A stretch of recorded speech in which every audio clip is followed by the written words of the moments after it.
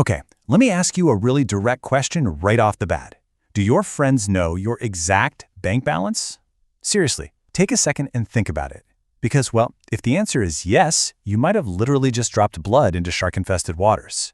You see, in the game of financial survival, oversharing, it's not just some minor oopsie, it's a massive, critical vulnerability.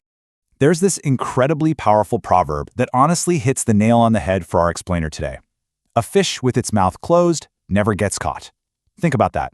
In the financial world, that's not just a cute little saying, it is absolutely the ultimate rule of survival. I mean, we are so heavily conditioned by society, right? Social media tells us that wealth is all about showing off. You know, buying the giant car, wearing the flashy designer clothes, basically shouting to the world, hey, look at me, I made it. But actually, true wealth is quiet.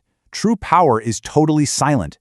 Showing off is just this dangerous trap that invites completely destructive forces right to your front door. So, welcome to today's explainer, where we are going to decode the dark forest theory of wealth.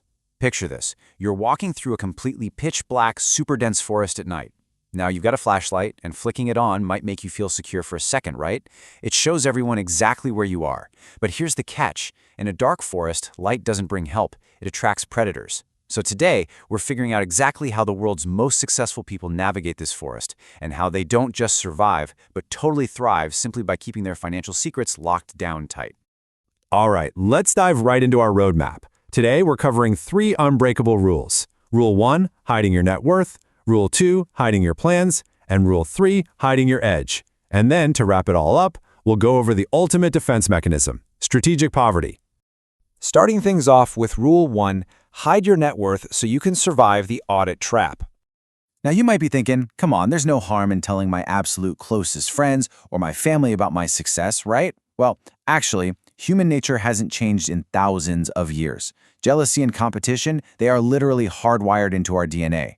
Revealing your numbers is a massive financial risk. Sociologists actually have a name for this. They call it the crab bucket effect. It's like if you put one single crab in a bucket, it'll climb right out, no problem. But if you toss 10 crabs into that exact same bucket, not a single one escapes. Why? Because the exact second one tries to pull itself up and out, the other 9 will grab its legs and drag it right back down into the pile. So when you announce your financial success, you're usually not inspiring people. You're triggering their deep biological instinct to pull you right back down into the bucket with them. And the exact second people know you've got real money, this really dangerous shift in perception happens. It's known as the audit trap. See, before they knew, you were just an equal friend. If you were like, hey, budget's kind of tight this week, let's just grab a cheap coffee, they completely respected it. But the second they know you've got a huge bank balance, bam, you transform into a walking ATM. Suddenly, friends and family start feeling morally entitled to your wealth.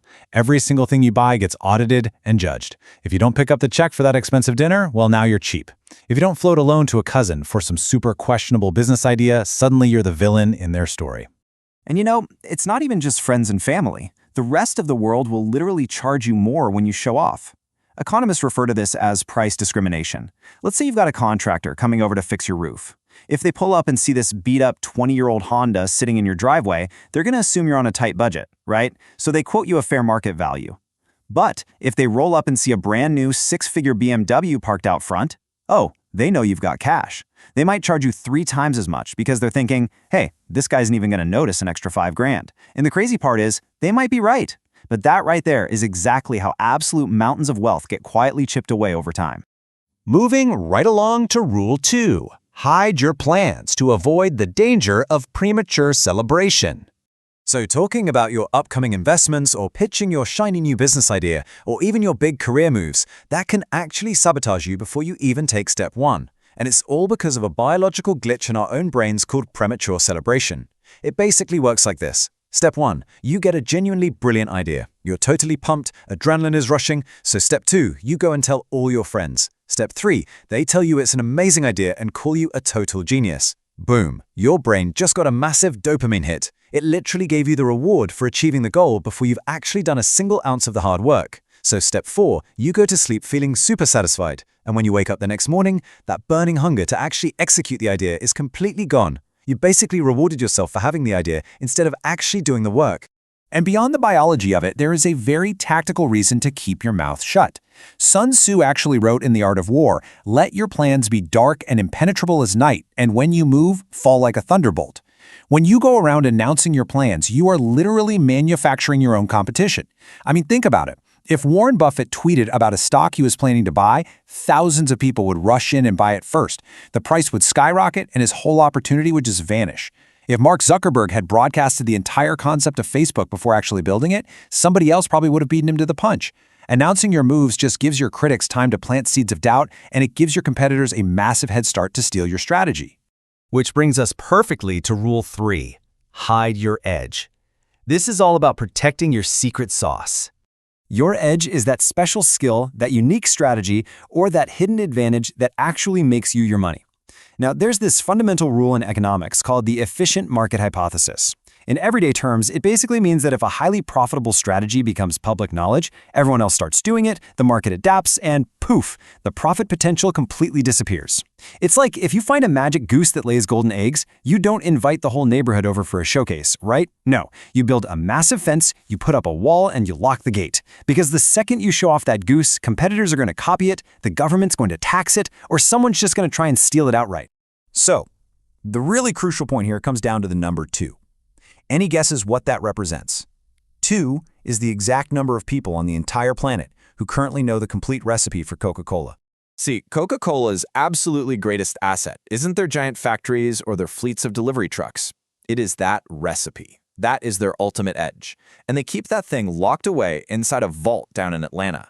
In fact, those 2 executives who know the secret, they aren't even allowed to fly on the same airplane together. Why go to such extremes? Because if that recipe leaked onto the internet tomorrow, there would instantly be 10,000 generic knockoffs flooding the market, and Coca-Cola's monopoly would absolutely crash. Now, contrast that extreme level of secrecy with today's social media culture. People will find a profitable trading algorithm or some clever real estate loophole, and they immediately sell it in a $99 online course just for a cheap ego boost. Let me tell you, if somebody is selling you a map to a gold mine, that mine is definitely already empty. You've got to keep your alpha entirely to yourself. Okay, let's talk about the ultimate defense mechanism against all of this, the art of strategic poverty. To really understand how to operate in this dark forest, we just have to look at the absolute titans of wealth. Warren Buffett, for instance, has a net worth of around $146 billion. Billion with a B. Yet he still lives in the exact same house he bought back in 1958 for a totally tiny fraction of his wealth. Mark Zuckerberg? He practically lives in plain gray, completely unbranded t-shirts. And Jeff Bezos, even after becoming literally one of the richest men alive, he drove a 1997 Honda Accord for years. And when somebody asked him why, he just shrugged and said, "It's a perfectly good car." Now, the general public usually looks at these billionaires and thinks, wow, they're just super eccentric, or man, they're really cheap. But the actual truth? That modesty is a highly calculated, strategic disguise. There is an immense amount of power in being underestimated. Think about it. When people think you are just getting by, they don't try to manipulate you. They don't look at you like a walking ATM. So those super awkward, uncomfortable requests for loans, they simply never happen. You never even have to say no, which means your personal relationships stay totally protected from toxic envy. Practicing strategic poverty doesn't mean you're lying to anyone. It just means keeping things extremely vague. Let people think your cash is all tied up in long-term assets. Let them think you're perfectly average. Because at the end of the day, silence is the absolute ultimate security system. Which leaves us with one final lingering question I want you to ask yourself as we wrap up today's explainer. Are you building a fortune, or are you just painting a massive target on your back? Every single time you brag, or every time you overshare your future plans, you are basically flicking on that bright flashlight right in the middle of the dark forest. So, embrace the power of silence. Keep your mouth closed, fiercely protect your edge, and just let your actual, tangible success do all the shouting for you. Thanks so much for joining me on this explainer, and I will catch you on the next one.